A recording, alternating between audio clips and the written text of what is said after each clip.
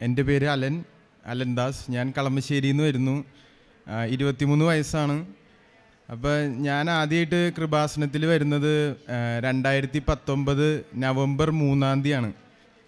അപ്പം ഞാൻ ആദ്യം തന്നെ ഒരു കാര്യം പറയാം. ഈ കൃപാസനത്തിൽ വരാമെന്നുള്ള ആ ഭാഗ്യം അതെല്ലാവർക്കും കിട്ടില്ല. അത് ആ സമയമാകുമ്പോൾ മാതാവ് കൊണ്ടെത്തിക്കുന്നതാണ് കൃപാസനത്തിൽ. കാരണം വെച്ചാൽ അതുവരെ നമ്മൾ ജീവിതത്തിൽ കൂടെ പോകുന്ന പല വേദനകളും യാതനകളും എല്ലാം മാതാവ് ഈശോയിൽ അർപ്പിച്ച് നമ്മളെ എത്തിക്കുന്നതാണ് അവിടെ. അപ്പം ഞങ്ങൾ വന്ന സമയത്ത് ഇവിടെ ഉടമ്പടി എടുക്കാൻ പറ്റില്ലായിരുന്നു. ആ ദിവസം വേറെ ദിവസമായിരുന്നു വരേണ്ടത്. അപ്പോൾ അന്ന് മാതാവിൻ്റെ പ്രത്യേക ഇടപെടലുകൊണ്ട് ഞങ്ങൾക്കന്ന് ഉടമ്പടി എടുക്കാൻ പറ്റി. അത് തന്നെ ഒരു വലിയ കാര്യം. എന്നിട്ട് ഞാനിപ്പോൾ ബാംഗ്ലൂരാണ് പഠിച്ചതും കുറച്ച് എൻ്റെ വലിയ ഹയർ സ്റ്റഡീസൊക്കെ ചെയ്ത് ബാംഗ്ലൂരായിരുന്നു. അപ്പോൾ അന്നത്തെ രക്തത്തളപ്പിനകത്ത് നമുക്കിങ്ങനെ അത്ഭുതം എന്നൊക്കെ പറയുമ്പോൾ അങ്ങനെ വലിയ ഒരു ഫാൻറ്റസി തോന്നില്ല. ജസ്റ്റ് അത് ആൾക്കാരുടെ ഓരോ പെർസെപ്ഷനാണെന്ന് തോന്നണത്. പക്ഷെ ഞാനിവിടെ അന്ന് വന്ന് ഇവിടെ ഇന്ന് ഞാൻ ഓർക്കുന്നുണ്ട്. ഞാൻ വന്നിട്ട് ഞാൻ ആ മൂലയ്ക്ക് ഇരുന്നത്.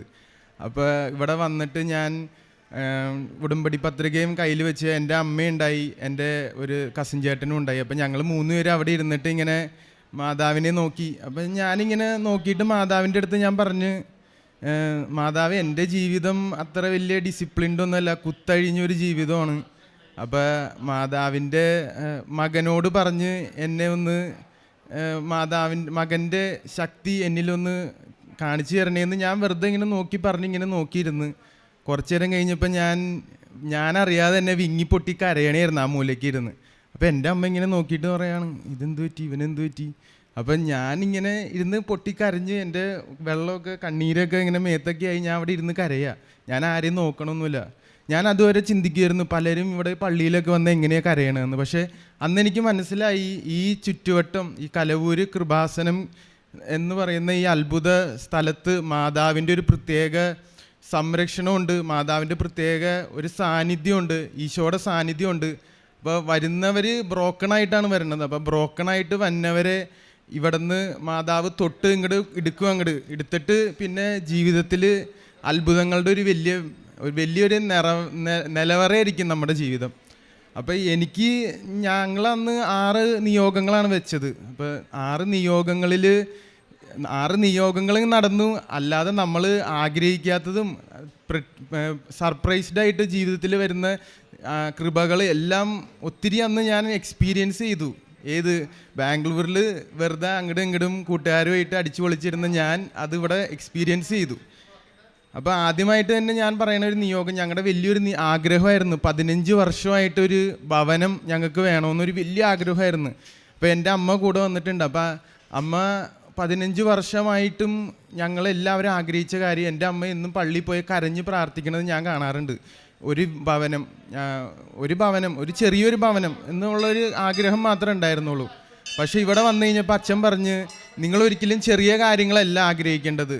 ഈശോയോട് പറയുമ്പോൾ നിങ്ങൾ ആഗ്രഹിക്കേണ്ടത് വലിയ കാര്യങ്ങളാണ്. അപ്പോൾ ഈശോയ്ക്ക് തോന്നും, ഇവന് ഞാനൊരു കാര്യം കൊടുത്താൽ അവനത് വലിയതായിട്ട് തന്നെ, അവൻ്റെ ചിന്താഗതി ഉയർന്ന ചിന്താഗതിയാണ്, അവൻ്റെ ദാരിദ്ര്യ ചിന്താഗതിയല്ല, ഉയർന്ന ചിന്താഗതിയാണ്. അപ്പോൾ ഈശോ എന്ന് പറയുന്നത് നിങ്ങളുടെ അപ്പനാണ്. അപ്പോൾ അപ്പൻ്റെ അടുത്ത് ചോദിക്കുമ്പോൾ ഉയർന്ന കാര്യങ്ങൾ ചോദിക്കുക. അപ്പോൾ അച്ഛൻ ഈ കാര്യം പറഞ്ഞപ്പോൾ എൻ്റെ മനസ്സിൽ സ്ട്രൈക്ക് ചെയ്തു. അപ്പം ഞാൻ പറഞ്ഞു, അമ്മ നമുക്ക് ചെറുതായിട്ടൊന്ന് ആഗ്രഹിക്കണം, നമുക്ക് ഈശോ തരും. അപ്പം ഞാൻ ആഗ്രഹിച്ച 4 മുറിയുള്ള ഭവനമാണ് ഞങ്ങളന്ന് ആഗ്രഹിച്ചത്.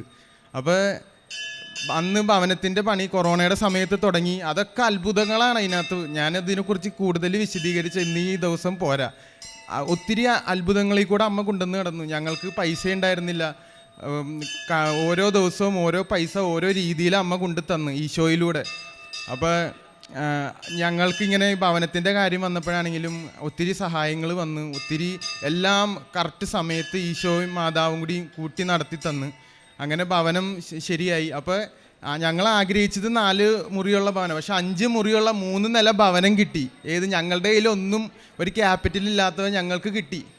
അത് കഴിഞ്ഞപ്പോൾ അമ്മ പറഞ്ഞു, ഭവനത്തിന് എന്തായാലും ഒരു പേരിടണം. അപ്പം ഞങ്ങൾ വേറെ ഒന്നും ചിന്തിച്ചില്ല, കൃപാസനം എന്ന് പേരിട്ടു ഭവനത്തിന്. വീട്ടിൽ ചെന്ന് അകത്തേക്ക് കയറുമ്പോൾ തന്നെ കാണാം കൃപാസനം എന്ന് അവിടെ പേരിട്ട്. അത് കഴിഞ്ഞ് പിന്നെ നടന്നൊരു കാര്യമാണ്, ഞങ്ങൾക്ക് ഈ ഭവനം പണിയാൻ വേണ്ടി ഒരു സ്ഥലം ഉണ്ടായിരുന്നു നാട്ടിൽ.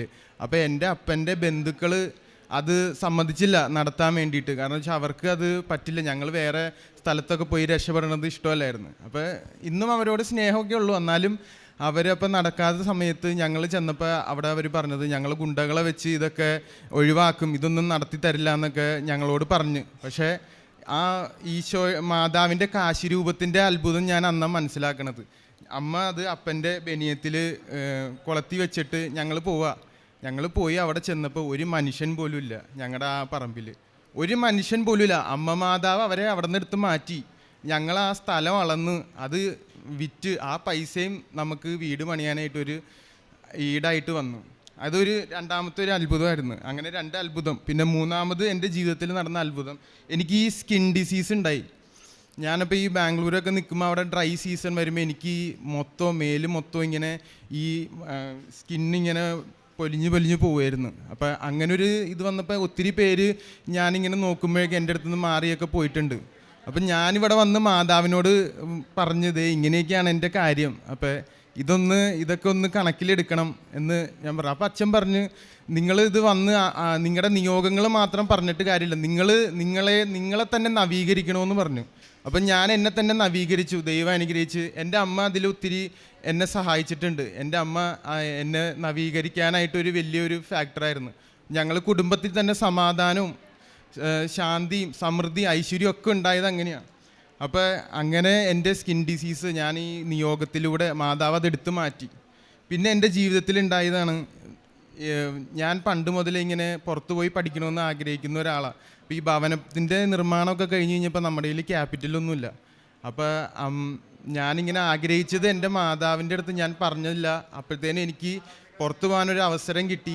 അതിലൊക്കെ ഒത്തിരി ഞാൻ IELTS പഠിക്കാൻ പോകാനാണെങ്കിലും ഇൻ്റർവ്യൂവിന് പോകാനാണെങ്കിലും ഞാൻ കാശ് രൂപ എൻ്റെ പോക്കറ്റിലിടും, അല്ലെങ്കിൽ ഞാൻ എൻ്റെ മേത്ത് ഇങ്ങനെ ബനിയത്തിൽ കുത്തിവെച്ച് ഷട്ടൈൻ്റെ പുറത്തിട്ടിട്ടാണ് ഞാൻ പോണത്.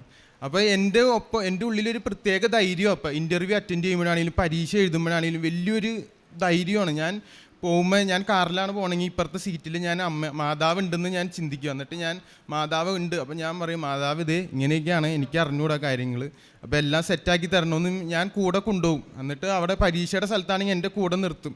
എന്നിട്ട് ഞാൻ പരീക്ഷ എഴുതും. ഞാൻ എന്നിട്ട് ഇപ്പോൾ ഇൻ്റർവ്യൂ അറ്റൻഡ് ചെയ്യാനാണെങ്കിൽ അങ്ങനെ പോവും. അപ്പോൾ ഇന്നും എന്നെ ആ കാശിരൂപം ഒരു കാര്യത്തിലും എന്താഗ്രഹമാണെങ്കിലും ഒരു കാര്യത്തിലും എന്നെ അത് ഡൗൺ ആക്കിയിട്ടില്ല. ഞാൻ എന്നെ നവീകരിച്ച് ആ കാശിരൂപം എടുത്ത് എന്ത് കാര്യത്തിന് പോയിട്ടുണ്ടോ, ഞങ്ങളുടെ വീട്ടിൽ അങ്ങനെ ഒരു അത്ഭുതമുണ്ട്, എന്ത് കാര്യത്തിന് പോകണോ കാശിരൂപമായിട്ട് പോയാൽ അത് നടക്കും. പിന്നെയുള്ള ഒരു കാര്യം, എൻ്റെ ചേച്ചി പാരീസിൽ പഠിക്കാൻ പോയതാണ്. അപ്പോൾ ആൾക്ക് പഠിത്തം കഴിഞ്ഞിട്ട് വിസ വരുന്നില്ല, ജോലി വരുന്നില്ല, ഒന്നുമില്ല. അപ്പോൾ കഷ്ടപ്പാടായിരുന്നു ആൾക്ക് കുറേ നാളത്തേക്ക്. അപ്പം മാതാവിൻ്റെ കാര്യം ഞങ്ങളപ്പോഴാണ് ഈ ഉടമ്പടി എടുക്കുന്നത്. അപ്പം മാതാവിനോട് പ്രത്യേകം പറഞ്ഞ് മാതാവ് ചേച്ചി ഓൺലൈനായിട്ട് ഉടമ്പടി എടുത്ത് ചേച്ചിക്ക് അങ്ങനെ മാതാവിൻ്റെ വേറൊരു സംരക്ഷണം, അവിടെ ഒറ്റയ്ക്കാണ് ജീവിക്കുന്നത്, അവിടെ ഒരു സംരക്ഷണവും പ്രത്യേക സ്നേഹവും ഒന്നുമില്ലെങ്കിലും ആൾക്ക് സമാധാനം സംതൃപ്തിയുണ്ട്. അത് കിട്ടിയത് ഈ ഉടമ്പടി എടുത്ത് മാതാവിനെ ഞങ്ങൾ അർപ്പിച്ച് ഞങ്ങളുടെ കുടുംബത്തെ തന്നെ മാതാവിൻ്റെ അടുത്ത് പറഞ്ഞ് ഈശോയ്ക്ക് കാനായിലെ കല്യാണ വിരുന്നിൽ മാതാവ് ആ സ്വാതന്ത്ര്യം വെച്ച് പറഞ്ഞില്ലേ, മകനെ ഇവർക്ക് വീഞ്ഞില്ല, ഇവരെ നീ സഹായിക്കണമെന്ന് പറഞ്ഞ പോലെ ഞങ്ങളെ സഹായിക്കണമെന്ന് പറയാൻ പറഞ്ഞു ഈശോയുടെ അടുത്ത്. അങ്ങനെ മാതാവ് അത് ചെയ്തു തന്നു. പിന്നെ ജീവിതത്തിലുണ്ടായ വേറൊരു കാര്യമാണ്, എൻ്റെ ഒരു കസിൻ ചേച്ചി, എനിക്ക് വലിയ ഇഷ്ടമുള്ള ഒരു ചേച്ചി, ഷിലു എന്ന് പറയും. അപ്പോൾ ചേച്ചിയുടെ പേര്. അപ്പോൾ ചേച്ചിക്ക് കല്യാണം ഉറക്കല്ല, ചേച്ചിക്ക് നല്ല ജോലിയും കാര്യങ്ങളൊക്കെ ഉണ്ട്. അപ്പം ഞാൻ അമ്മയുടെ അടുത്ത് പറയാം, നമുക്ക് ആ ചേച്ചിയുടെ കാര്യം ഒന്ന് ഉടമ്പടിയിൽ വെക്കാം. അങ്ങനെ ആ ചേച്ചിയുടെ കാര്യം ഉടമ്പടിയിൽ വെച്ച് 3 മാസത്തിനകം നല്ല ആലോചന വന്ന അവരിപ്പോൾ സന്തോഷമായിട്ട് ഗുജറാത്തിൽ ജീവിക്കണേണ്, സന്തോഷത്തിൽ. അങ്ങനെ എന്നെ സ്ട്രൈക്ക് ചെയ്തൊരു വചനം കേട്ടോ, വിശ്വസിച്ചാൽ നീ ദൈവമഹത്വം ദർശിക്കും എന്നുള്ളൊരു വചനം. അതാണ് എന്നെ സ്ട്രൈക്ക് ചെയ്തത്. അപ്പോൾ പലപ്പോഴും ഓരോ അത്ഭുതങ്ങൾ ജീവിതത്തിൽ ഉണ്ടാകുമ്പോൾ എൻ്റെ മനസ്സിൽ തന്നെ ഞാനിപ്പോൾ പ്രതീക്ഷിക്കാത്തൊരു കാര്യം എനിക്ക് കിട്ടുകയാണ്, അല്ലെങ്കിൽ ഞാനിപ്പോൾ എവിടെയെങ്കിലും പോയൊരു തടസ്സമില്ലാണ്ട് എല്ലാം നടക്കുമ്പോൾ ഞാനിങ്ങനെ ദൈവത്തോട് ചോദിക്കും ഇതെന്താ ഇങ്ങനെ. അപ്പോൾ എൻ്റെ മനസ്സിൽ വരുന്നൊരു വചനമാണ് അലന്താസ്. എൻ്റെ മനസ്സിൽ തന്നെ ഞാൻ അറിയാതെ വന്നൊരു സ്വരമാണ് അലന്താസെ. എൻ്റെ പേര് അലന്താസ് എന്നാണ്. അലന്താസെ, നീ വിശ്വസിച്ചാൽ നീ ദൈവമഹത്വം ദർശിക്കുമെന്ന് അത് എൻ്റെ മനസ്സിൽ തന്നെ ഇങ്ങനെ പറയും. അപ്പം ഞാൻ ഓർക്കും ദൈവത്തിന് നന്ദി, ദൈവം ഇതൊക്കെ കൊണ്ടു നടക്കുന്നുണ്ടല്ലോ എന്ന് ഞാൻ പറയും. പലപ്പോഴും എനിക്ക് കുളിര് കയറും. ഇങ്ങനെ ആദ്യമായിട്ട് ഇവിടെ വന്ന് കരഞ്ഞപ്പോൾ എൻ്റെ മേല് മൊത്തം തണുപ്പും ചൂടും ഒക്കെ വന്ന് കുളിരെടുത്തിട്ടാണ് ഞാൻ കരഞ്ഞത്. അപ്പം എനിക്ക് മനസ്സിലായി മാതാവിനെ തൊട്ടതാണ്. അത് ഞാൻ എന്നിവിടെ വന്നാലും ആ വാതിലിൻ്റെ അവിടെ നിന്ന് ഇവിടെ എത്തുമ്പോൾ എനിക്കത് കിട്ടും. മാതാവ് അപ്പോൾ പറയും അതെ അലൻദാസ് വന്നിട്ടുണ്ടെന്നുള്ള രീതിയിൽ എന്നെ തൊടും. അത് എനിക്ക് ഉറപ്പാണ്. പിന്നെയുള്ള കാര്യം, ഒത്തിരി അഡിക്ഷൻസ് ഉണ്ടായിരുന്നു എനിക്ക് എൻ്റെ ലൈഫിൽ. അപ്പം ഞാനത് ലൈഫിൽ നിന്ന് മാറില്ല എന്ന് വിചാരിച്ച കുറേ കാര്യങ്ങൾ ഇവിടെ വന്ന് ഉടമ്പടി എടുത്തേ പിന്നെ എനിക്ക് അതിനകത്ത് ആ ഒരു അഡിക്ഷൻ എൻ്റെ ലൈഫിൽ വന്നിട്ടില്ല. പിന്നെ അതൊരു അഡിക്ഷൻ ആയിട്ടില്ല, ഞാൻ അതിനെക്കുറിച്ച് ചിന്തിച്ചിട്ടില്ല. അങ്ങനെ ഒത്തിരി അനുഗ്രഹങ്ങൾ എൻ്റെ ജീവിതത്തിലും എൻ്റെ കുടുംബത്തിലും എൻ്റെ ബന്ധുക്കൾക്കും മിത്രങ്ങൾക്കും ഒക്കെ മാതാവ് ഈശോയിലൂടെ തന്നു. ആ മാതാവിന്, അമ്മ മാതാവിനും ഈശോയ്ക്ക് ഞാൻ നന്ദി പറയുന്നു. നന്ദി, നമസ്കാരം.